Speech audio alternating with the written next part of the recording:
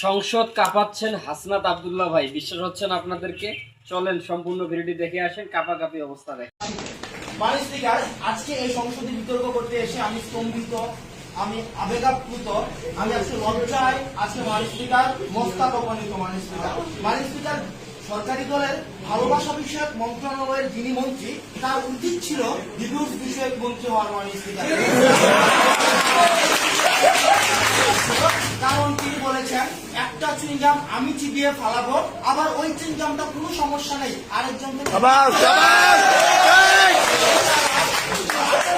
পবিত্র ভালোবাসাটাকে মাননীয় স্পিকার নিয়ে গেছে চুইংগামের পর্যায়ে। মাননীয় স্পিকার, তারা সেটা ভুলে গেছে যে একটা চুইংগাম যখন বেশিক্ষণ চাবানো হয় সেটা মিষ্টিটা ছেড়ে সেটা হয়ে যায়।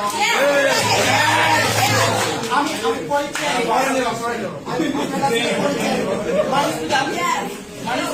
আজকে বলেছেন যে তারা যে কি ধরো ছাড়ো টাইপের ভালোবাসা আজকে সমাজটা ছেয়ে গেছে, কিন্তু দুইটা জিনিসের মাঝখানে একটা জিনিস রয়েছে, ধরো খাও ছাড়ো।